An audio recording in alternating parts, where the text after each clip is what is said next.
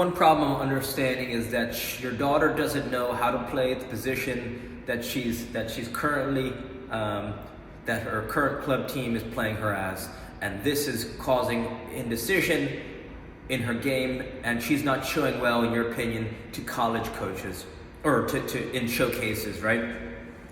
Another problem that if I understand correctly, is that you have to commit to one of these teams for a year, and you're not dead set on that commitment, so you're not sure what to do, if it's going to help her grow her personal game, her team game on and off the field.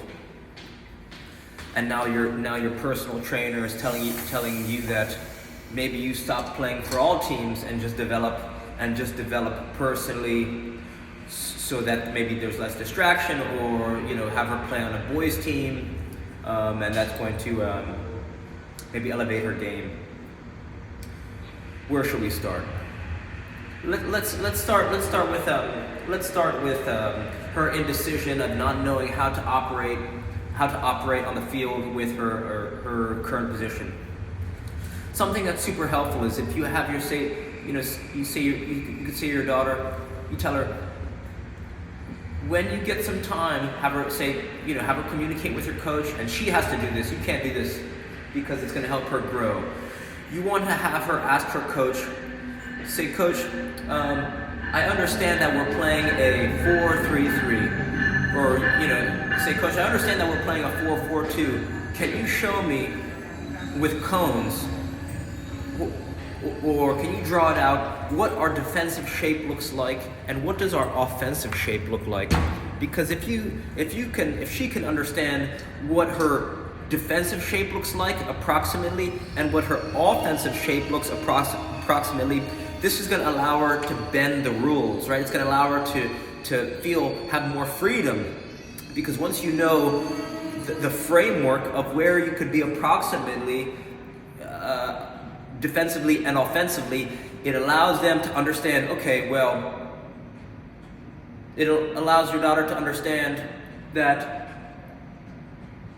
there's some scenarios where you can deviate. Final one goal for 12:36, retail service and off for Jimmy, training 87. Boarding on track 2. Final boarding goal for 12:36, retail service and off for Jimmy, training 87. Boarding on track 2. But until she has that fundamental understanding of where she should be, then she won't have this freedom, and that's where there's indecision, because she's uncomfortable where she's playing. In Norfolk, Virginia, is estimated to arrive at 12:41 p.m. Right, so that would be step one, because once she gets comfortability playing the position that she's uncomfortable with, then she's gonna enjoy it more, she's gonna be more confident, and she's gonna be more certain on and off the field. And actually, this is a good test, because when she plays in college, if she's someone who the coach wants to play, the chances that she's going to play in her ideal position freshman year, when she's competing against players who are 4 years more developed, 4 years bigger, faster, and stronger than her.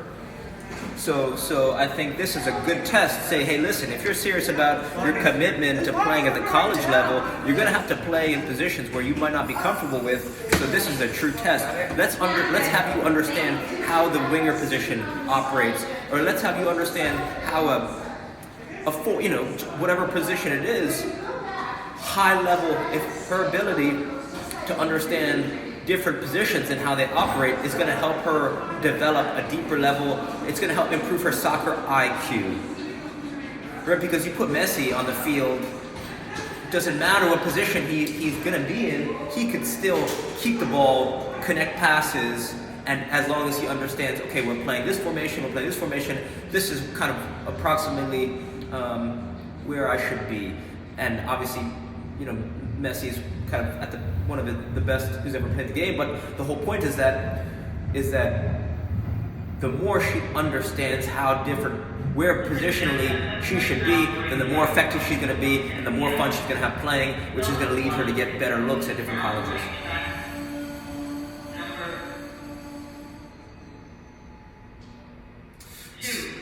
At 12:58 p.m., Stella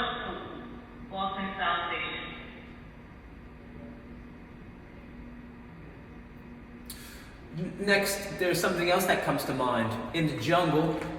Once again, I'm check now. 40 track 2. Yes, sir. 48. In the jungle, when tigers are hunting antelope, there's something that happens that not a lot of people know about, and antelopes will start jumping. When they see that tigers are hunting them, they'll start jumping in the air. And you think, that doesn't make any sense. Why would antelopes be jumping when they're going to be tired for the chase, which is running away from a tiger trying to kill them? And the reason why they do this is because it's a signal. It's a signal to the tigers that says, you might not want to chase me because I got so much energy that I'm going to be jumping high and for a long amount of time. That's how much abundance I have of energy. So if you're a tiger trying to choose between all these antelopes, maybe you don't want to choose the antelope that can jump for the highest and the longest because you're in for a long chase. So similarly, if you're a player who's looking to get scouted by one of these college coaches, the true tryout happens not during the game, it actually happens, right? Think about all these college coaches who are looking to, right? I'm sorry. The South Base Boston, train 2248, will be arriving shortly on track 2. This train will be Conway Station stops. Robin, Rhode Island, Route 128, back to Bay South Station Boston. Track 2. The first class travel is located. The last travel is train on track 2 for train 2248.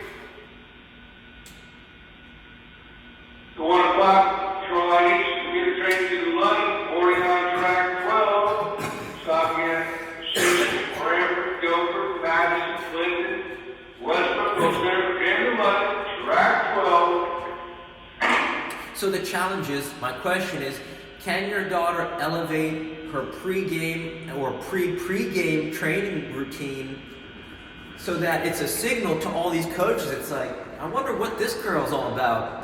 Right there, she's signaling to these coaches, if she has a ball on the juggle an hour before her team warm-up, or she's using a kick trainer, she's using different size balls juggling between a tennis ball, a 2.2 pound medicine ball, she's using an RMT rope, she's doing dynamic stretches, she's hanging from an overhang or a pull-up bar upside down, inverted, she's doing headstands, she is playing wall ball with herself or her teammates even before the team warm-up starts.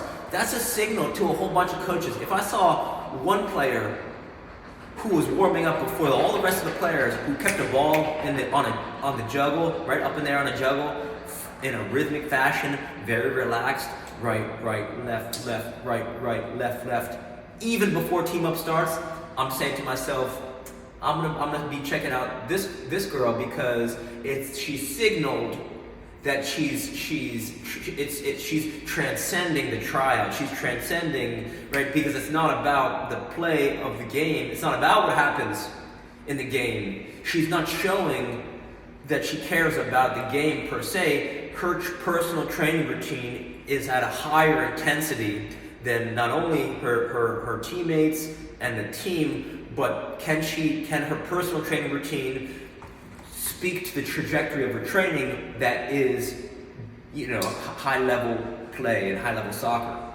So that's the challenge, right? Because if she could signal to these coaches that she's ready, not just an hour before her team training, but she's doing things that would challenge the players of the current D1 team that the coaches are playing for, they're like, wow, this girl is keeping up a tennis ball. She could keep up a tennis ball with her feet for extended periods of time.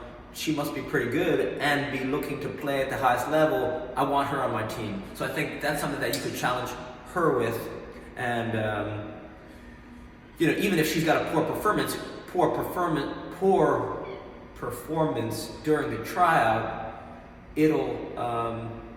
she won't feel as crummy about it, right? Because there's actually two opportunities to show the coaches that you're a player who's ready to play at the highest level.